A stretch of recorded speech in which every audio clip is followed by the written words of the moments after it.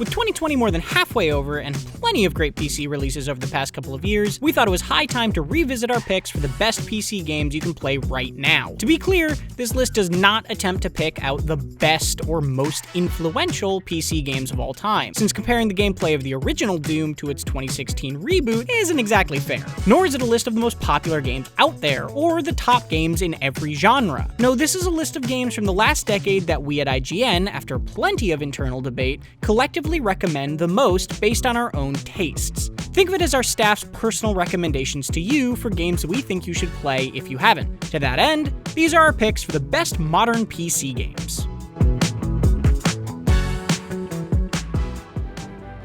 In short, Final Fantasy XIV is not just the best MMO you can play right now, it's a fantastic Final Fantasy game in its own right. Through its relaunch and subsequent 3 expansions, Final Fantasy XIV has slowly morphed from a relatively generic good versus evil plot into a sprawling, political, and fantastical thriller.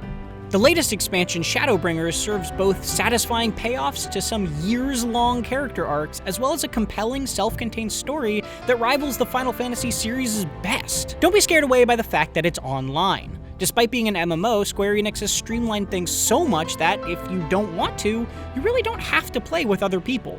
Story missions are intended to be tackled solo, and even instance dungeons now have an option for you to enter with computer-controlled party members instead of forcing you into a group with strangers. Of course, it is also a fully fleshed MMO, with endgame rating that ranges from totally accessible to maddeningly punishing.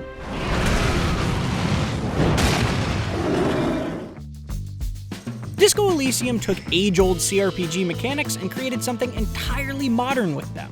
As well as transplanting the dice rolls and deep dialogue options from Dungeons & Dragons into a lesser-seen noir detective setting, it offers entirely original ways to play, such as debating against 24 different sections of your own brain, each representative of a different skill or trait. Your down-and-out detective is thrust into circumstances where you must solve a murder. But with all great stories, it's not the conclusion that is solely gratifying, but the journey you took to get there, as its ludicrously detailed world and cast of characters drive it along, supported by some of the best writing seen in any game. Playing Disco Elysium feels entirely fresh and pretty much unlike anything you'll have experienced on PC in any era, let alone this one.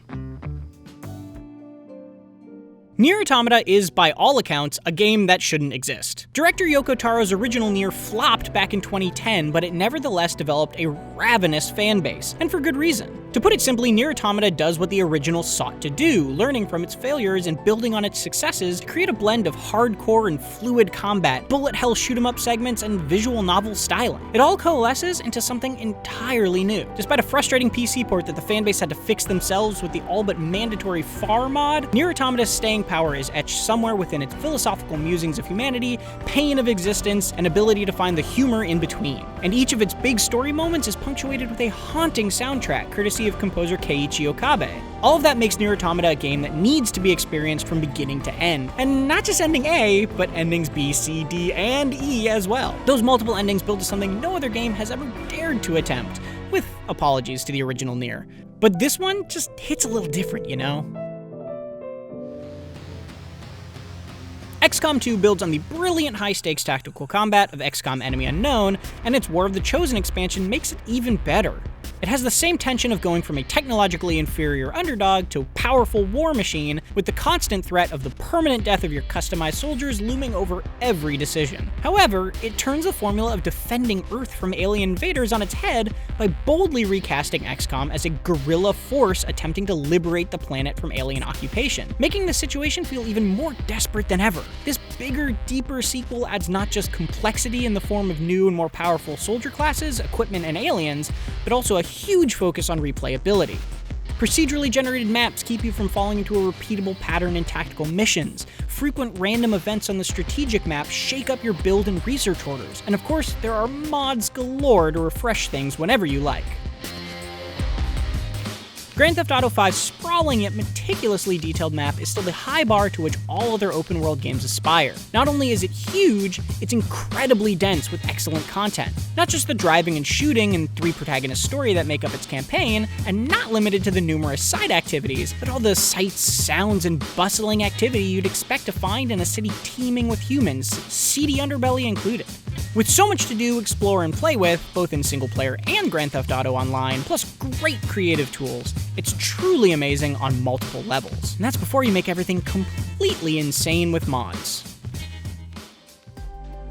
Divinity Original Sin 2's Definitive Edition has cemented it as one of the greatest RPGs of all time. It masterfully mixes pieces of classic CRPGs with more modern mechanics and designs, feeling old and new at the same time. The sequel has improved on its predecessor's already incredible combat by deepening its systems while simultaneously simplifying and smoothing out its clunkier bits. Not to mention, it introduced some brutally smart new AI. There's also an overwhelming amount of game here to play, with 6 different origin characters, custom tags to make your own, and over 74,000 lines of fully voiced dialogue. This massive RPG has more than enough to keep you coming back time and time again.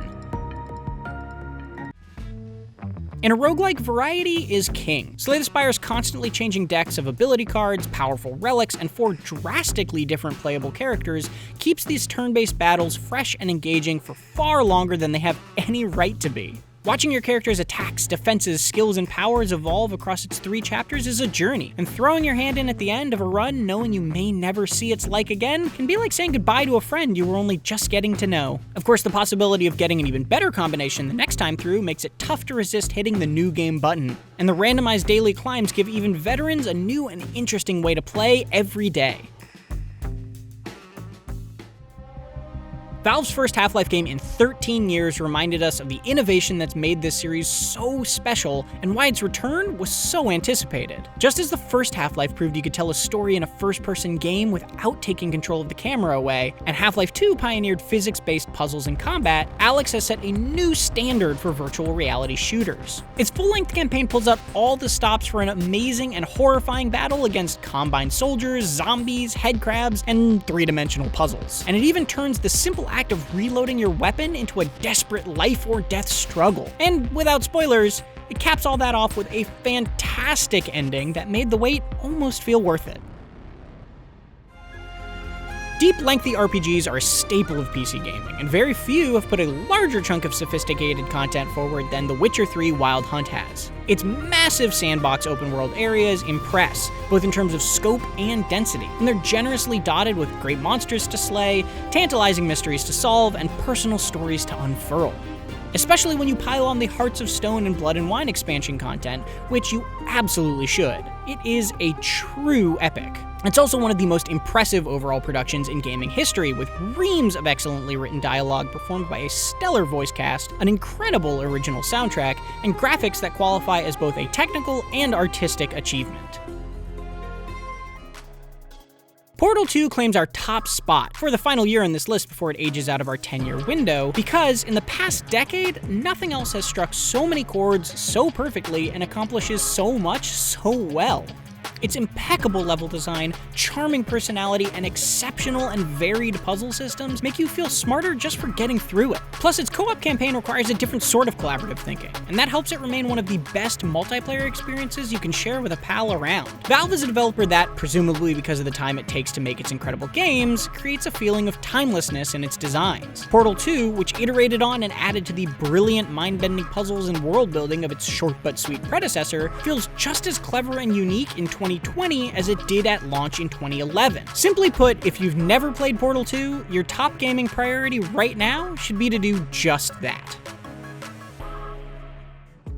And those are our recommendations for the best games to play on PC today. Let us know in the comments what would make your list that wasn't on ours, and be sure to check out our full list of the top 25 modern PC games on IGN.com.